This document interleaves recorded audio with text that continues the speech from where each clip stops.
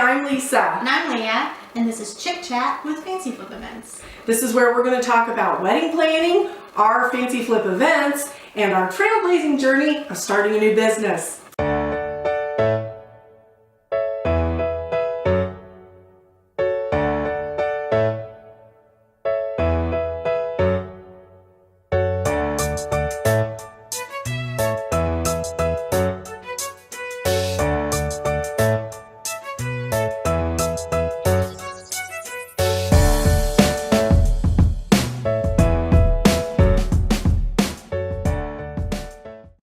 Have you guys heard? There's going to be a royal wedding. Unless you've been living under a rock, there's going to be a royal wedding soon. And we're going to talk a little bit today about some of the details that are going to be noticeable, I guess, about the royal wedding. One of the things that happened right after William and Kate got married, if you were watching any of that, clear up until that point, almost every wedding dress that you saw in any kind of bridal salon was strapless. Yeah. Then Kate came out with the beautiful dress with the long lace sleeves, and now you see them everywhere. So that kind of kicked off that trend. With Harry and Meghan's wedding, though, they're going to do an intimate reception after their reception. So it's going to be a smaller party later on in the evening that's going to be just with their closest friends and family. And we're thinking that that might be maybe a trend that some of you guys might consider. Right. Or start something like that later. Right. So if any of you are planning to do the big wedding and then you have the reception, what would you think about doing like a smaller reception? Maybe just invite like your parents, the bridal party with you. And this, we know that there are a lot of people that kind of do, they carry the party on a little bit after the party. They go to a bar or something like that. The after party after the reception. But this is, I think this is more of like an actual catered event. It's actually at a location. Yes. They're doing catering, and I'm all about food. So if there is another option of having more food catered, that is something that I would definitely be interested in. So we were kind of wondering, we were going to throw it out there to you guys a little bit too, and see if maybe you think this is something you would consider incorporating into your wedding. We're going to throw out some pros and cons though, of maybe what would be the benefits of having an after party, and then what would be maybe some of the disappointments of having an after party. So I'm going to mention the cons. You throw out the cons, yes, and I'm going to pro them away. So one of the cons I can think of would be that it would be really kind of expensive. You're continuing, not only are you feeding a large party for the reception, and then you're going to have more food to add on later. So that can get a pretty...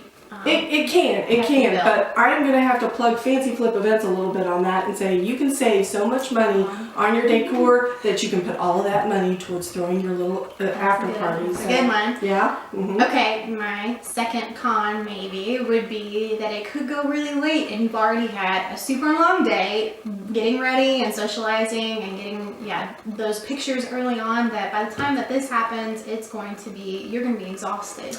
True, but you get married once, and planning.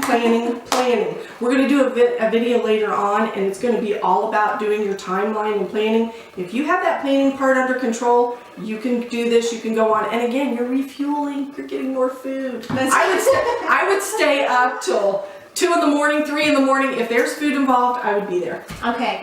So the last con that I can think of is there might be some people that would get offended because they didn't get invited to your after party. That is true, and that is, I will give you that one, Leah. That is the one thing that I would think you would want to make sure that you don't hurt anybody's feelings.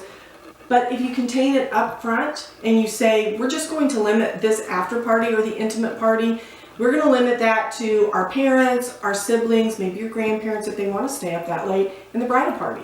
So then you know that if those people already had the reception and they were part of your day, but now your most inner circle is all you're bringing in there. That's true. And I do want to point out there's an extra pro. Okay, so you had the big meal, you had the buffet. That was wonderful, but now you can do like a whole different food thing. I'm thinking like a taco bar. I mean, how fun would that be? That would be really Or you could fun. do like boardwalk food, and you could do like nachos and cotton candy. Or food trucks. My gosh. Food trucks. You could do food trucks. You could have like a specialty drink with the cotton candy that melts inside. I'm loving the whole thing. Yes. So that's just something more to think about. I know wedding planning is a lot to begin with, and this is just another layer. But I think this might be another trend that we see coming up in the next couple of years. I think Yeah, I do think it'll think carry so. into that. But we want to hear from you and see what you guys think on having an after party or a more intimate reception after your big reception. What do you guys think? Are there more pros than cons? Do you like the idea at all? We want to hear from you. I will be there. If you invite, I would be there in a heartbeat. But if you're wondering why Leah and I are wearing the tiaras, it's of course a tip to the royal wedding. And I wanted to share with you a story. I actually have a royal wedding story. I have that not I'll heard tell you. this story No, yet. she hasn't heard this. She made me save this till I get Yes. So you guys are going to hear it at the same time that Leah's going to hear it. So I have this British friend. Her name is Jill, and we see each other probably 2 or 3 times a year. We met about 10 years ago. We're pretty close. So anyway, her grandfather, let me make sure I get this right. Her grandfather was actually friends with Queen Elizabeth's mother's father. Can you follow that a little bit? Yeah. So it's Queen Elizabeth's grandfather. Okay. So they were actually friends. They knew each other. And my friend Jill's grandfather, got invited to not Queen Elizabeth's wedding, but her parents' wedding. So he was actually invited to that. Now, he was in the military, and I think he was maybe out of the country when they got married, so he couldn't attend. Since he couldn't attend, they actually sent him, get this, a piece of the wedding cake. Oh. And I don't know, I don't know whether it was frozen or what they did to preserve it, but this has been handed down through generations in Jill's family. She actually still has She a has piece of wedding cake from the Queen of England's parents' wedding. Really? Yes. So where is she keeping this? Like, I'm not exactly sure, but she has told me that it is actually in the will for, she doesn't have any children, so it's actually in the will for her niece. So, really? yes, That's so there is at least one piece of cake from Queen Elizabeth's parents' wedding that I know is still in existence. So how cool is that? I actually have a couple of stories with Jill, and one of those I'll share with you around Thanksgiving, and you do not want to miss that one. Kristen, I know you haven't heard this story. I'll tell it to you here in a minute. But that's our royal wedding video for this time, and we're going to actually head over now in just a little bit to the groups, our Facebook groups. And we want to hear from you there. So again, tell us what you think on the pros and cons. Are you excited about the royal wedding? So don't forget, sign up for our newsletter through our website so you can get these weekly videos in your inbox. And we will see you all next week. Thanks. Thanks.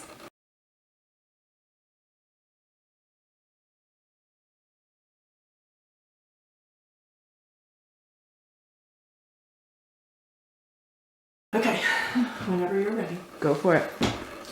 Hi, I'm